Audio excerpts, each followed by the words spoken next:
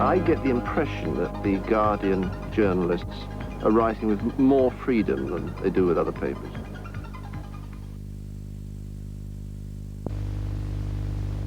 An event seen from one point of view gives one impression.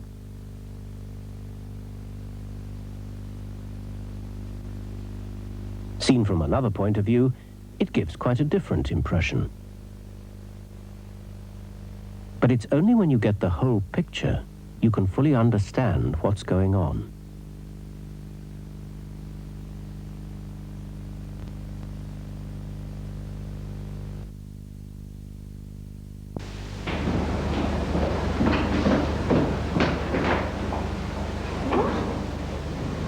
No, I don't agree.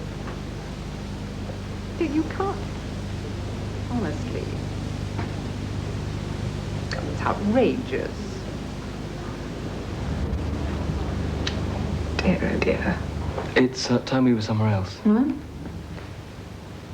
Oh, good Lord.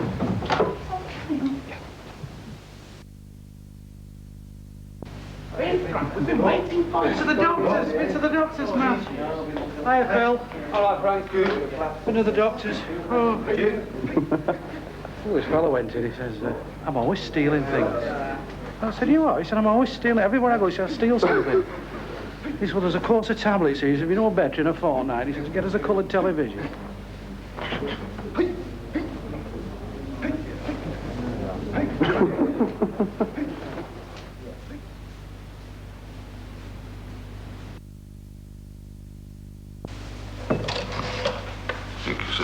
Are you coming then or not? Yeah. What, so we go down this weekend and off to Canada? He's made up top. Well, I'm the captain. So I sit round with my feet up. You lot scrape the deck and polish the chrome. Can I bring Sarah? Right. Shall I book the call for 7:30? Only if you give me a 7-point start. James, you scrubbing? Has he gone through?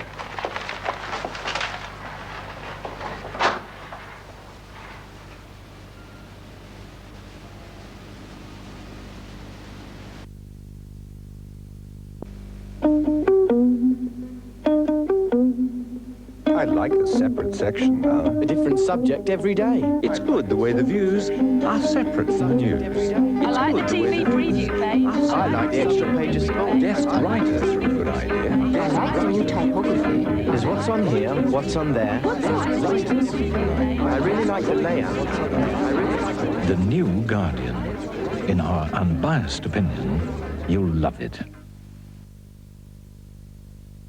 There's quite a lot of very upsetting racism in sport, particularly in football grounds. The great Ruud Gullit came to Wembley a year or two back and was roundly booed every time he got the ball. He was just about second best player in the world, and all the broadcasters say is some good-natured barracking by the Cockney crowd for Ruud Gullit. It was downright racism throughout the 90 minutes. Now, these things are something that we can address ourselves to on The Guardian and do. There can be no whitewash. Read my lips. No new taxes. If it will know me, no, I would never take judges. And I come out today still innocent of the charges against me.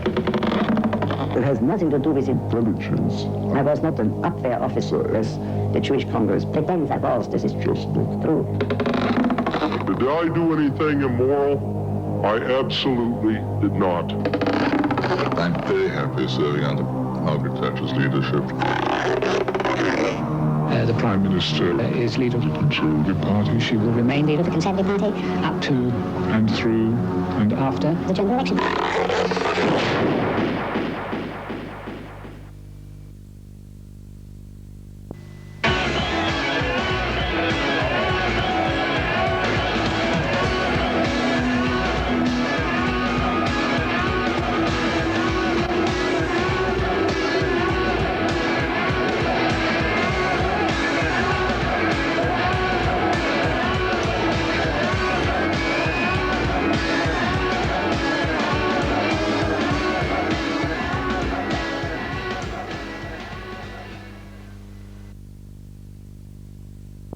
Sex Pistols' God Save the Queen was banned for questioning the monarchy. Why? People openly debate the need for a royal family. Why will politicians only discuss scaling it down? But what if the monarchy was abolished? What would a republican Britain be like? Would we be judged on what, not who we know? Would the fabric of our society be destroyed? And without a royal family, where would we get so many of our scandalous stories? Now, one newspaper asks the questions few are prepared to ask. Read The New Republic in The Guardian, starting this Saturday. How do serial killers benefit from the laws relating to missing people? What do missing people often have in common with each other? Why do the police often have difficulty tracing them? How do human beings disappear without anyone noticing? From Glasgow to the Gloucester home of Fred West, follow The Trail of the Missing, a 3-part serialization starting tomorrow in The Guardian. Tonight sees the world premiere of To Be or Not to Be. That is the latest release on Jealous Records, entitled Papa, Papa, Papa, Papa. Professional non-smoker seeks deep-fried crispy wonton with a hint of halftime from Upton Park. A fine example of Damien Hirst's early work includes Thumping Hardcore, with a host of DJs holding a photographic exhibition at a single room from 67 pounds. And win a trip to typical upbeat Hollywood ending. Not recommended. Good evening. It's all true. In this latest collaboration, U2's Bono duets with former Dr. Harry Hill under the spiky direction of President Clinton, thus producing some of the fashion world's finest moments since the labor leader's appointment to the shadow cabinet of the divine Liz Hurley. While the informed, tough-tackling Defender's success with Microsoft proves yet again that Miss Moore leaves very little to an audience's imagination. And in the words of the controversial rap star, sure, why not? G2, Monday to Friday in The Guardian.